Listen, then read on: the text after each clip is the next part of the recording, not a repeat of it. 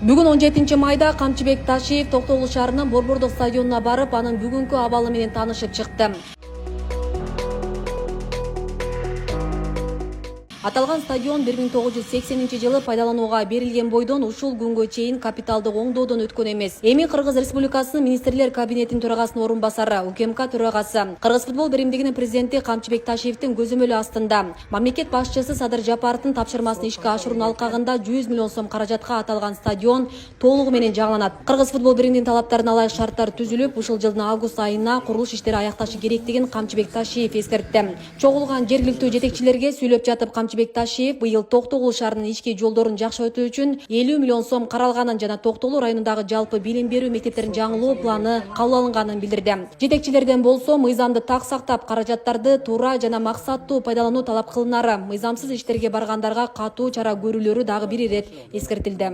Мону айтыңызчы, канча эме кыласыз?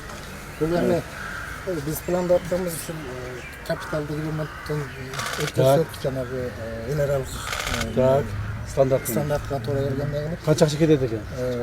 Биз буга Сметасы канча болду? Сметасын азыр биз мындай эл аралык мааниге түзгөн эмеспиз.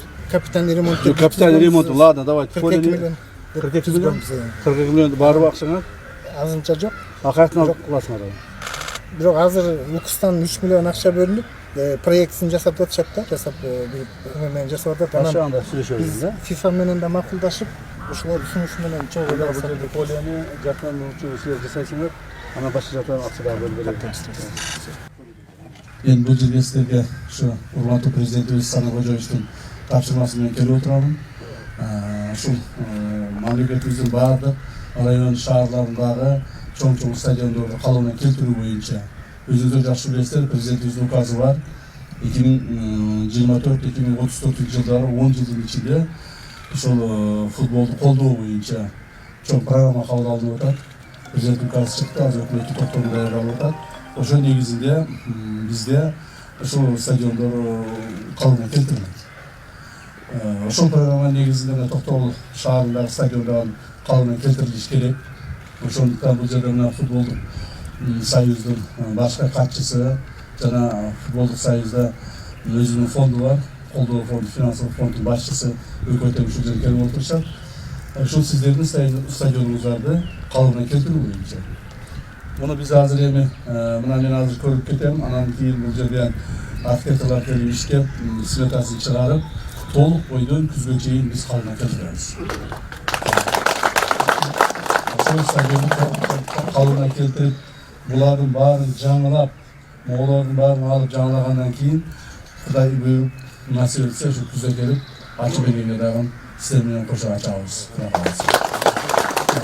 Бул биринчиси, экинчиси өзүңүздөр жакшы билесиздер, быйыл ушул жерлерге, элет жерлерине көңүл катуу бурулуп атат. Президентибиз тарабынан президентибиздин берген тапшырмасы негизинде Токтогул районунда дагы азыр атайын кечээ күнү өкмөттүн токтому чыкты, 50 миллион сом атайын бөлүнүп жатат.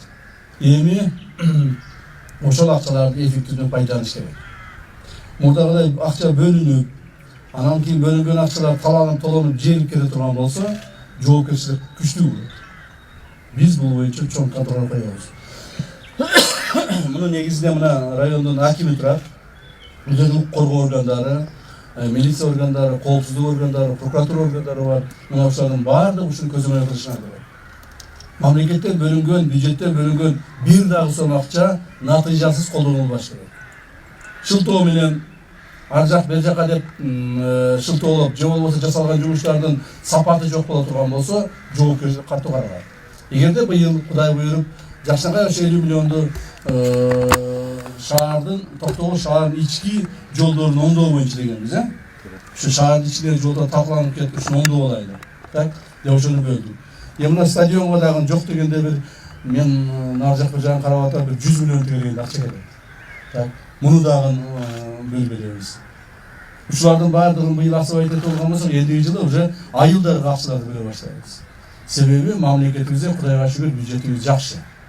Бюджетибиз жакшы. Мурдагыдай бюджеттерди танап тоноо же урдоо же болбосо жанагыдай коррупциялык элементтер деген кескин түрдө азайган, бирок кайсы бир деңгээлде дагы жерде бар. аларды биз карап атабыз жана табылган чыккан жерлердин баардыгын мыйзам чегинде жоопко тартып атабыз. Токтогул районундагы 9 жолдун тоомунда турган Жакшынакай чоң район, бирок акыркы маалдарда билесиздер бир эле Токтогул району эмес, жердеги элет райондордун баардыгы да каралбай кетти. Кайсы жерге барбы? Мына кече мен Кара Сууга бардым, Кара Суунун стадиону мындан бетер. Эмсе Кара Сууда билесиздер 5,5 миллион эл жашайт экен. Мындан бетер стадион. Кайсы жерге барбы? Даже облустун центриндеги Жалал Абад шаарындагы стадионду көрсөңөр мынча кыйдай турган болуп калган. Аны да кече күнү Васанжеде бүттү. Кайсы районда айтпа республиканын ошол жердеги стадиондор талкаланган, жолдору талкаланган, мектептер оңдолгон эмес, оңдолсо дагы жетиштүү түрдө эмес. То есть проблема мамлекет өтө көбөйүп кетти. Мына ушул проблемаларды чечүүнүн үстүндө азыр кызуу иштер жүргүзүлүп жатат. Акыркы 3 жылда бюджетибиз 250-260 миллиардтын тегерегинде бюджетибиз бардык кошулган бирдиктүү бюджетибиз бүгүнкү күндө 600 миллиардтан ашты. Быйылкы жылы экономикабыз мурдагыдан дагы бир нече эсе көп. Биринчи кварталда 8,8%ке экономикабыз былтыркыга салыштырмалуу дагы көтөрүлдү. То есть бюджетте акчабыз быйыл ушул 605 миллиард менен кабыл алганбыз. Биз ойлоп атабыз, даже керек болсо бир 700 миллиард менен биз бюджетти быйыл жабабыз. Так. Ошол акчалардын баардыгын элдин жыргалчыларына жумшашыбыз керек. Аны ким жумшайт? Аны ошол борбордо отурган 5-6 чиновник же 10-15 чиновник эмес, жерлердеги сиздерге окшогон урматтуу активдер жумшаш керек. Мектептер, жолдор, садиктер, элге керектүү маданий ишканалар, мындай стадиондор, аны жакшы билесиздер. Ошондуктан мен сиздерди ишенемин, бул жерде ушул элим, журтум деген, элге журтка кызмат кылам деген жетекчилер отурасыздар. Эгерде кайсы бир деңгээлде коррупциялык элементтер аныкталса, көрүлсө, билинсе, сөзсүз бизге кабарлаңыздар. Мына билесиздер, республикабыз боюнча уюшкан кылмыштуу топко каршы күрөш кандай акыбалда жүрдү. Бүгүнкү күндө мен ачык айта аламын, уюшкан кылмыштуулук топ деген нерсе биздин мамлекетибизде жок. Эгерде ошондой топтор чыгып кала турган болсо, жерлердеги укук коргоо органдары жооп берет. Бул милиция органдары, органы безопасности и органы прокуратуры. Мен ойлойм, Токтогулда ошондой адамдар баягы уюшулган топ болуп жүрүп, ар кимди коркуткан, ишкерлерди коркуткан, же өзүнчө бир черный парный болгон адамдар жок болуш керек. Милициялар, органы безопасности ар бир кадамды текшерип чыгышыңар керек. Уктуңарбы? Эгерде капыстан Токтогулда ушул нерсе чыгып кала турган болсо, сразу ушу начальник ровду менен начальник районный отдел коопсуздук боюнча жана прокурор үчөө жооп бересиңер. Ошон үчүн тыкыр карагыла, айыл карагыла, жерлерди карагыла, мал урууларды карагыла, жана башкаларды карагыла. Элге тынчтыкты беришибиз керек. Элге тынчтык, стабилдүүлүктү беришибиз керек. Эл тынч өзүнүн эмгеги менен, пешене тери менен тапкан ташыганын бала чакасын багып, спокойно жашаш керек. Мына ушуну биз камсыз кылып беришибиз биздин милдет. Бул бирде Токтогул районунда эмес, бардык республиканын бардык жерлеринде ошондой. Бирок бул буга чейин мындай болгон эмес. Ушул Токтогулда эле биз бир нече адамдарды, бир нече ушу уюшкан кылмыштуу топко тиешеси бар адамдарды жоопко тарттык. Так, жоопко тартканбыз. Ошондуктан эми мамлекетте стабилдүүлүк болгондон кийин, тынчтык болгондон кийин өнүгүүнү өзүбүз колубузга алышыбыз керек. Иштешибиз керек, налог чогултушубуз керек, бюджет көтөрүшүбүз керек, элибизге тынчтыкты беришибиз керек. Мына ушул гана биздин эң негизги максатыбыз. Президентибиз да ушуну айтып атат. Жерлерге барып, жерлерге элдерге ушуну түшүндүрүп, айтып, ушул жумуштарды аткарылат. Ошол негизинде мына мен кече Баткенде болдум, кече Кара Сууда болдум, Ошто болдум, Өзгөндө болдум, Жалал Абадта болдум. Так. Бүгүн дагы мына Жалал Абадта бир чоң мероприятие өткүзүп коюп, мына сиздерге келдим. Азыр барып Бишкекке барып, анан дагы кечирээк Чүйдүн бир жеринде чогулуш өткүзөбүз. То есть тыным жок. Иш менен жүрөбүз. Ошону жергиликтүү бийликтин органдын жетекчилери ушу түшүнүшүңөр керек да. Мына бул жерде району барбы? Ким району? Вот району мен айрыкча белгилеп айтып кеттимин. Сиз отурсаңыз туруңуз. Районуна белгилеп айтып кеттим, себеби бардык тарбиябыз, илимибиз, билимибиз мектептен башталып атат. Ушул Токтогул район территориясындагы бардык мектеп контролго алыныш керек. Оңдолгону дагы, жакшысы, жаманы, кеңириси, тары дагы бардыгы алыныш керек. Мектептерден башталып, мектептерден жанагы хулигандар чыга баштаган. Кичинекей балдарыбыздар. Ошолорду контролго алыңыздар. Эгерде ошол тараптан кайсы бир деңгээлде жумуш жакшы жүрбөй аткан болсо, мына милиция турат. Айткыла милицияга. Баланча мектепте 4 ушундай хулиган чыгып, балдарды ургулап, же тыйын топтоп, же башка болуп атат. Айткыла, уялбагыла. Макулбу? Анан өзүңөр жашырып коесуңар дагы, анан ошол мектептеги хулиган балдар эртең бандит болуп чыгып кетип атышат. Так, мектептин деңгээлинен биз ушул хулигандардын, жанагы эң баштардын тартипке келтиришибиз керек. Мектептен чыгарбашыбыз керек алардычы. Мектепти бүтүп чыгып атканда бир дагы жанагыдай хулиган, эң баш, ууру, кески, жалкоо дегендер чыкпаш керек. Демек, мектептен чоң иштин бардыгы мектептин ичинде болуш керек. Бардык чоң иштер. Анан ошол Токтогул району боюнча мектептерди оңдоо программасын дагы быйыл кабыл алабыз буюрса, Токтогул районундагы бардык мектептерди оңдоп чыгабыз. Бардыгын кайрадан куруп чыгабыз эгер болбой турган болсо. Аган күчүбүз жетет, мүмкүнчүлүгүбүз бар. Макулбу, жетекчиңизге да жакшап жеткизип айтып койсоңуз, пожалуйста.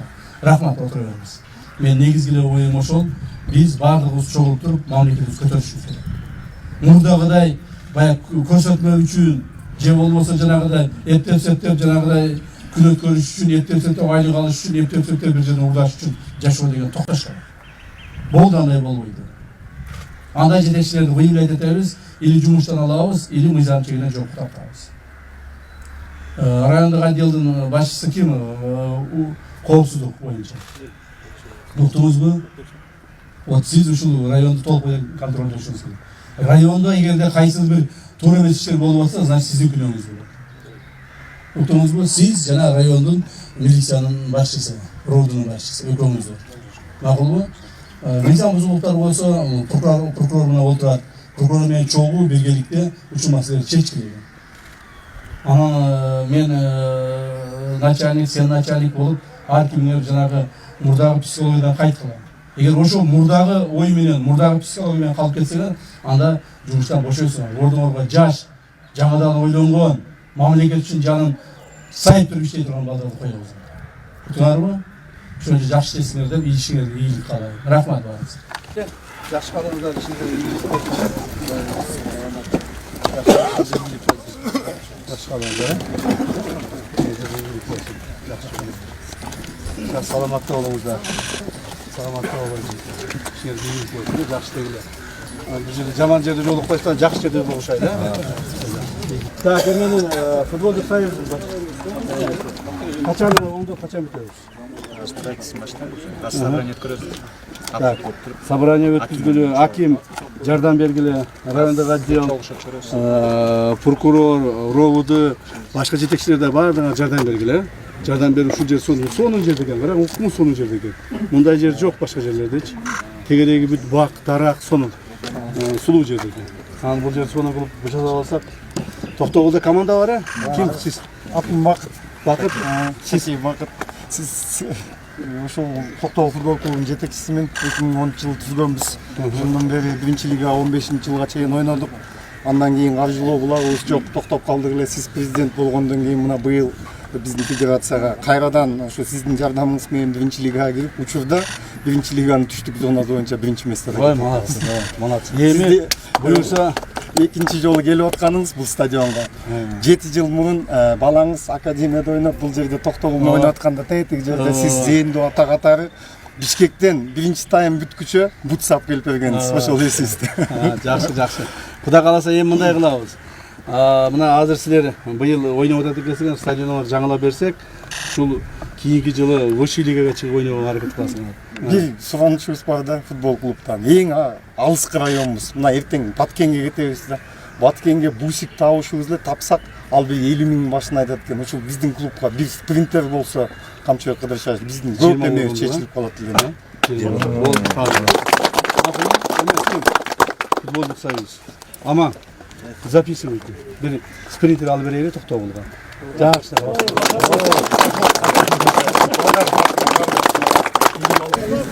Могул эмелердин баардыгын алышыбыз керек да. Сиденлердин баарын алып, башка орундуктарды коюп,